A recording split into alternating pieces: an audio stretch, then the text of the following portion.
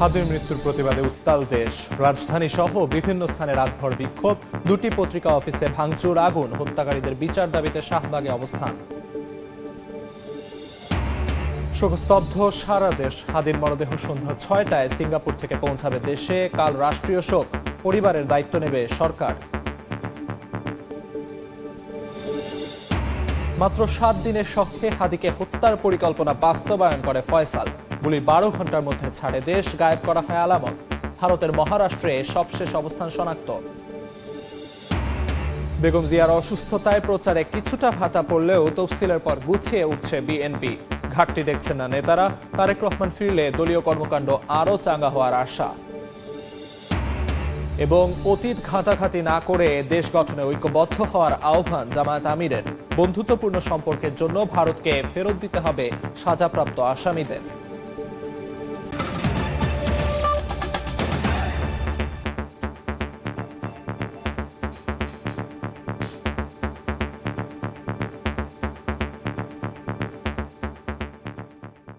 সময় সংবাদের সঙ্গে আছি আমি আমিরুল ইসলাম আলিফ। ইনকিলাব মঞ্চের মুখপাত্র শরীফ ওসমান হাদির মৃত্যুর প্রতিবাদে উত্তাল সারা দেশ। রাজধানী সহ দেশের বিভিন্ন স্থানে রাতভর প্রতিবাদ ও বিক্ষোভ মিছিল হয়েছে। হাদির হত্যাকারীদের দ্রুত গ্রেফতার করে বিচারের আওতায় আনার দাবি জানিয়েছেন বিক্ষোভকারীরা।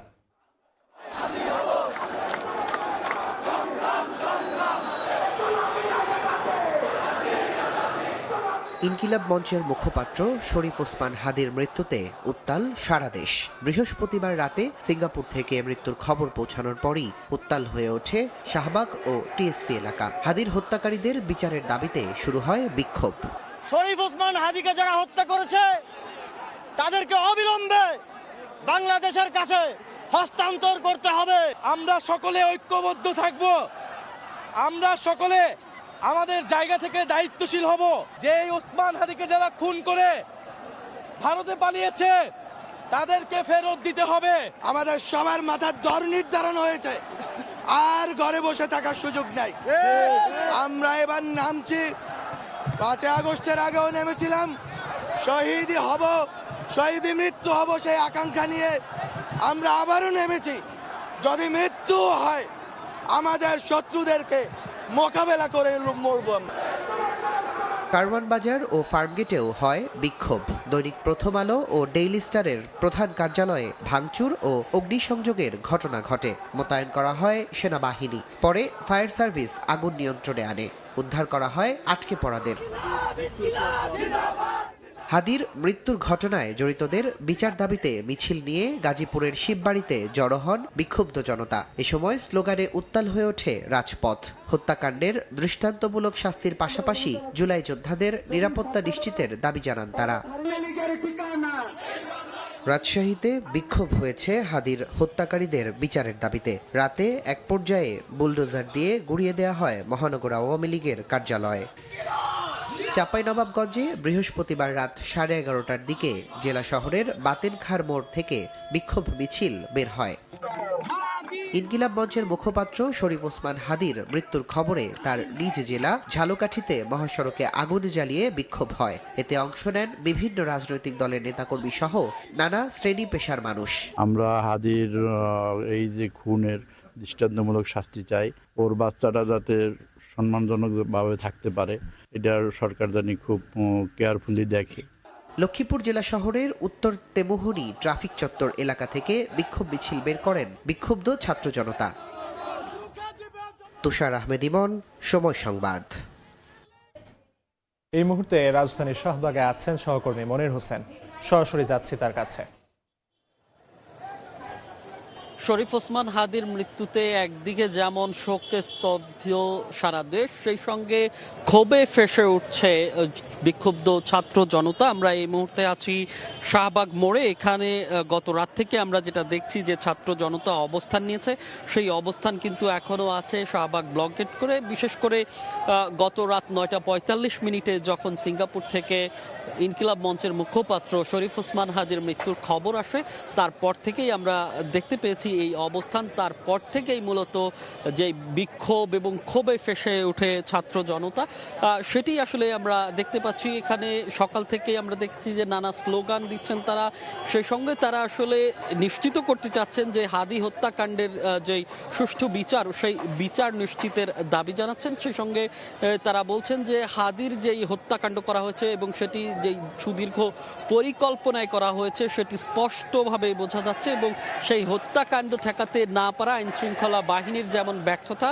সেই সঙ্গে 8 দিন হয়ে যাওয়ার পরও হাদির যেই মূল হত্যাকারী তাকে গ্রেফতার করতে না পারা, সেটিও আইন শৃঙ্খলা বাহিনীর ব্যর্থতা বলেই তারা বলছেন। সেই সঙ্গে তারা বলছেন যে অতি দ্রুত যাতে তাদেরকে আইনের আওতায় আনা হয় এবং সেই ব্যবস্থা নেওয়া হয়। এবং এর বাইরে আসলে আমরা দেখেছি যে গত রাতে ওসমান হাদির মৃত্যুর পর প্রধান উপদেষ্টা ডক্টর মোহাম্মদ ইউনূস জাতির উদ্দেশ্যে ভাষণ দিয়েছেন। সেখানে তিনি তার যে শোক সেটি প্রকাশ করেছেন, তার সঙ্গে সঙ্গে তিনি আশ্বস্ত করেছেন যে সেই বিচার নিশ্চিত করার এবং দেশবাসীকে শান্ত থেকে এবং পরিস্থিতি সামাল দেওয়ার তিনি আহ্বান জানিয়েছেন। সেই সঙ্গে আসলে তিনি একদিনের যে রাষ্ট্রীয় শোক সেটি ঘোষণা করেছেন আগামীকাল শনিবার। এবং আমরা আসলে যতটুকু জানতে পেরেছি আজ সন্ধ্যা নাগাদ দেশে আসতে পারে বাংলাদেশ বিমানের একটি বাণিজ্যিক ফ্লাইটে ওসমান হাদির মরদেহ, এবং তারপরে প্রথম জানাজা সিঙ্গাপুরে দেওয়ার পরেই দেশে আনা হবে।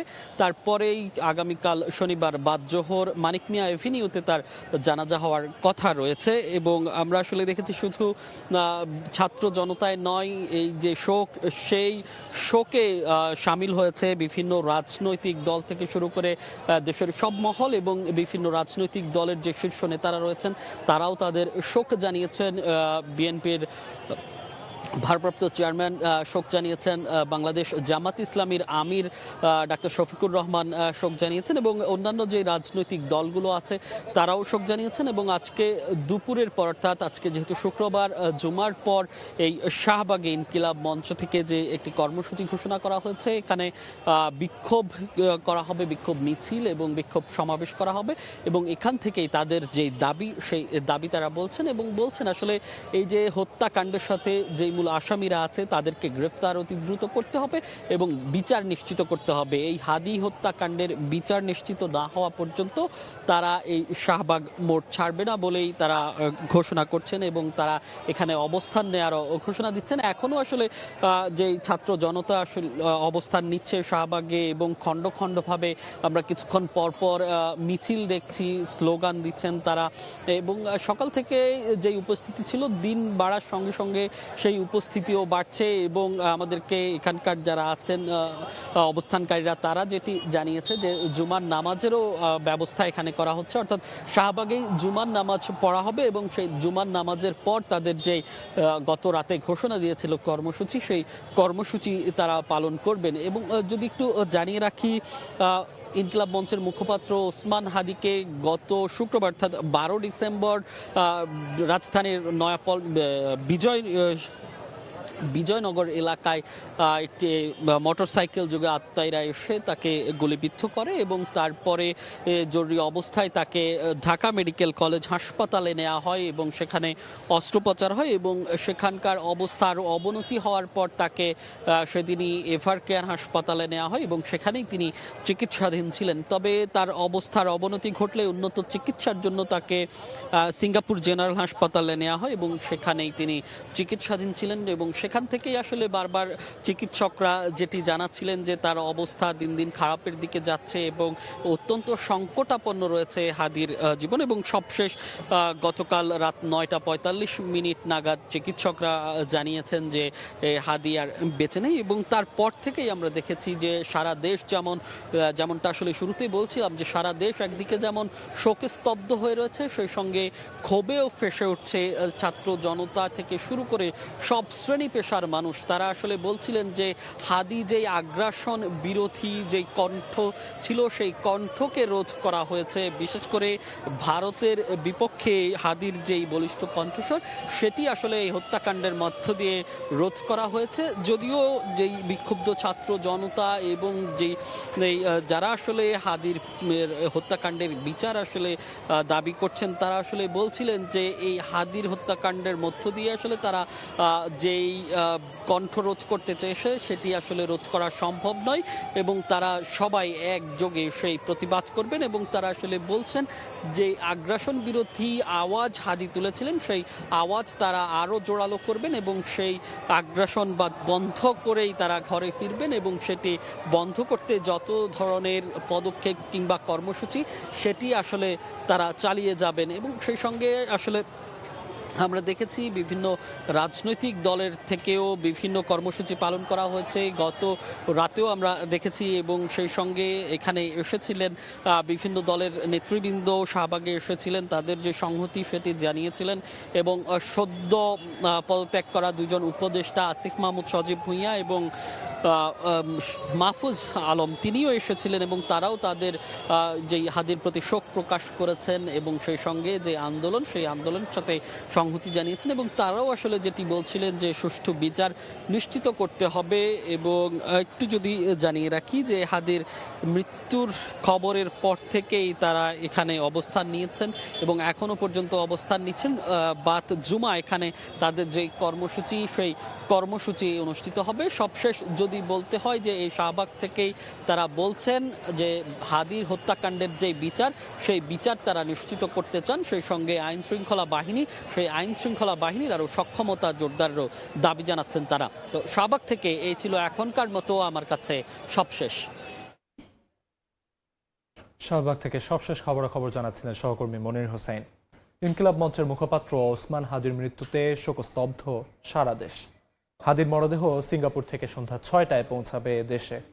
শোক জানিয়েছেন বিভিন্ন রাজনৈতিক দলের নেতারা। শরীফ ওসমান হাদি, যার কণ্ঠে আর মুখরিত হবে না মুক্তির স্লোগান, আর দেখাবেন না পরিবর্তনের স্বপ্ন। সিঙ্গাপুরের একটি হাসপাতালে শেষ নিঃশ্বাস ত্যাগ করেন এই জুলাই বীর। গত 12 ডিসেম্বর জুম্মার নামাজ শেষে গণসংযোগ করে রিকশাযোগে ফেরার পথে রাজধানীর বিজয়নগর এলাকায় মাথায় গুলি করা হয় ইনকিলাব মঞ্চের মুখপাত্র ও ঢাকা ৮ আসনের সম্ভাব্য স্বতন্ত্র পদপ্রার্থী শরীফ ওসমান হাদিকে। তাৎক্ষণিক তাকে ঢাকা মেডিকেল কলেজ হাসপাতালে নেওয়া হলে অবস্থার অবনতি সাপেক্ষে উন্নত চিকিৎসার জন্য সেদিনই স্থানান্তর করা হয় রাজধানীর এভারকেয়ার হাসপাতালে। পরে মেডিকেল টিম ও পরিবারের পরামর্শে 15 ডিসেম্বর সোমবার এয়ার অ্যাম্বুলেন্সে হাদিকে নেওয়া হয় সিঙ্গাপুরে। 18 ডিসেম্বর বৃহস্পতিবার সিঙ্গাপুর জেনারেল হাসপাতালে মৃত্যুর সঙ্গে পাঞ্জা লড়ে পৃথিবীর মায়া ত্যাগ করেন তিনি। দেশে থাকা ওসমান হাদির মেডিকেল টিমের সদস্য বিষয়টি নিশ্চিত করেন। অপারেশনে যাওয়ার পরে আসলে তখন আর খারাপ হয়ে যায় এবং পরবর্তীতে তো আমরা আসলে তার মৃত্যু সংবাদ শুনতে পাই। সিঙ্গাপুর জেনারেল হসপিটালের নিউরোসার্জনদের সাথে কথা বলেছিলাম এই সময়ে আমার কাছে 9টা 45-46 তারা বলছিল যে আসলে হ্যাঁ আমাদের মাঝে আর হাদি নেই, হাদি চলে গিয়েছে। শুক্রবার সন্ধ্যা 6টায় দেশে পৌঁছাবে তার মরদেহ। তুষার আহমেদ ইমন, সময় সংবাদ, ঢাকা। শরীফ ওসমান হাদির মৃত্যুতে কাল রাষ্ট্রীয় শোক ঘোষণা করা হয়েছে। পাশাপাশি আজ দেশের সব মসজিদে বিশেষ দোয়া ও মোনাজাতের আয়োজন করা হবে বলে জানিয়েছেন প্রধান উপদেষ্টা ডক্টর মোহাম্মদ ইউনূস। দেশবাসীকে ধৈর্য ধরার আহ্বান জানিয়ে প্রধান উপদেষ্টা বলেন, সরকার শহীদ হাদির পরিবারের দায়িত্ব গ্রহণ করবে। একই সঙ্গে দ্রুত আসামিদের আইনের আওতায় এনে বিচার নিশ্চিত করা হবে। হাদির মৃত্যুর শোককে শক্তিতে পরিণত করে সবাইকে ঐক্যবদ্ধ হওয়ার আহ্বান জানিয়েছেন প্রধান উপদেষ্টা। সিঙ্গাপুরে চিকিৎসাধীন জুলাই গণঅভ্যুত্থানের সম্মুখভাগের অকুতভয় যোদ্ধা ও ইনকিলাব মঞ্চের মুখপাত্র শরীফ ওসমান হাদি আর আমাদের মাঝে নেই। ইন্না লিল্লাহি ওয়া ইন্না ইলাইহি রাজিউন। শরীফ ওসমান হাদির এই অকাল মৃত্যুতে আমি গভীর শোক ও দুঃখ প্রকাশ করছি। শহীদ ওসমান হাদির স্ত্রী ও একমাত্র সন্তানের দায়িত্ব সরকার গ্রহণ করবে। শহীদ শরীফ ওসমান হাদির অকাল মৃত্যুতে আগামী শনিবার একদিনের রাষ্ট্রীয় শোক ঘোষণা করছি। এই নৃশংস হত্যাকাণ্ডের সঙ্গে জড়িত সকল অপরাধীকে দ্রুত আইনের আওতায় আনা হবে এবং তাদের বিরুদ্ধে সর্বোচ্চ শাস্তি নিশ্চিত করা হবে। ওসমান হাদির মৃত্যুতে শোক জানিয়েছেন দেশের বিভিন্ন রাজনৈতিক দল ও শীর্ষ নেতারা। বৃহস্পতিবার রাতে হাদির মৃত্যুর খবরে বিএনপি চেয়ারপারসন তারেক রহমান, জাতীয় নাগরিক পার্টির আহ্বায়ক নাহিদ ইসলাম, জামায়াত ইসলামের আমির doctor Shafiqur Rahman, verified Facebook পোস্টে তাৎক্ষণিক শোক প্রকাশ করেন। এছাড়া শোক জানিয়েছেন সদ্য পদত্যাগ করা উপদেষ্টা আসিফ মাহমুদ সজীব ভুঁইয়া ও মাহফুজ আলম।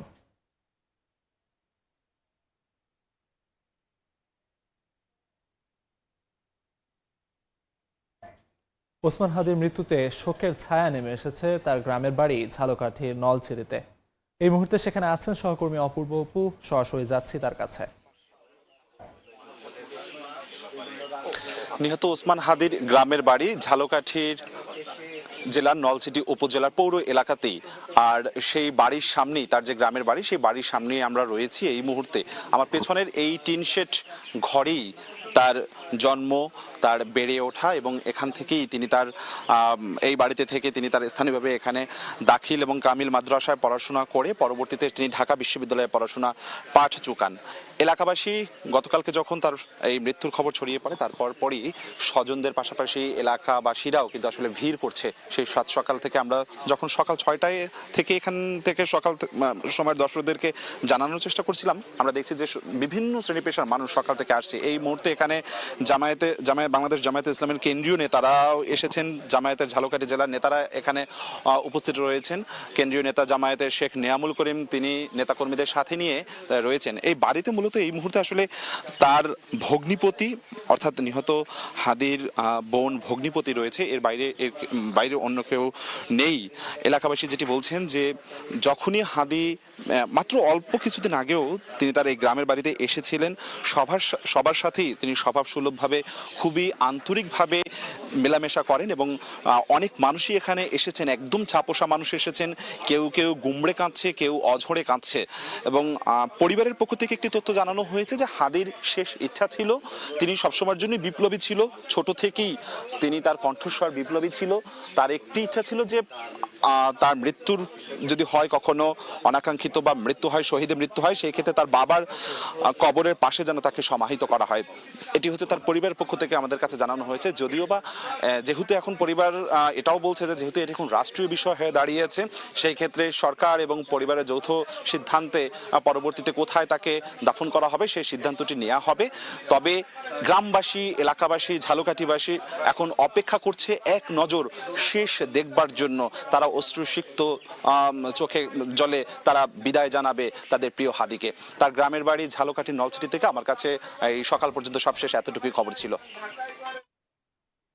সরাসরি যুক্ত ছিলাম ঝালকাঠিতে। অতীত নিয়ে ঘাঁটাঘাঁটি না করে ভবিষ্যতের দিকে এগিয়ে যাওয়ার আহ্বান জানিয়েছেন জামায়াতের আমির ডক্টর শফিকুর রহমান। লন্ডনে কমনওয়েলথের একটি সেমিনারে যোগ দিয়ে তিনি একথা বলেন। আর একটা অনুরোধ জানাবো যে পিছন নিয়ে আমরা একটু কম ঘাটাঘাটি করি, কারণ যে জাতি অতিরিক্ত পিছন নিয়ে ঘাটাঘাটি করে সেই জাতির কোনো ভবিষ্যৎ নেই।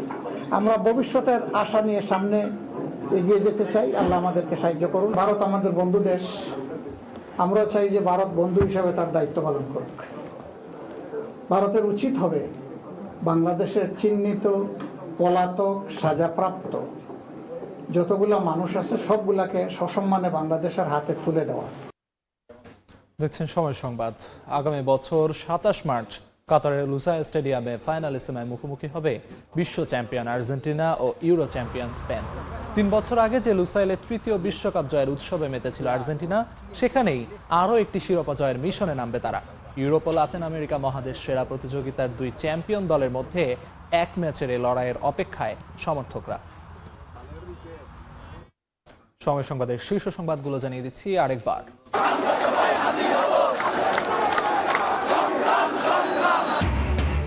হাদির মৃত্যুর প্রতিবাদে উত্তাল দেশ, রাজধানী সহ বিভিন্ন স্থানে রাতভর বিক্ষোভ।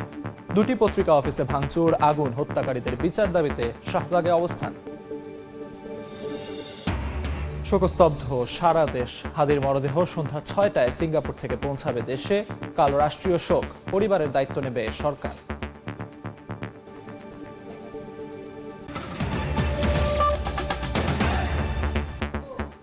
এই ছিল সকাল 10টার সময় সংবাদে।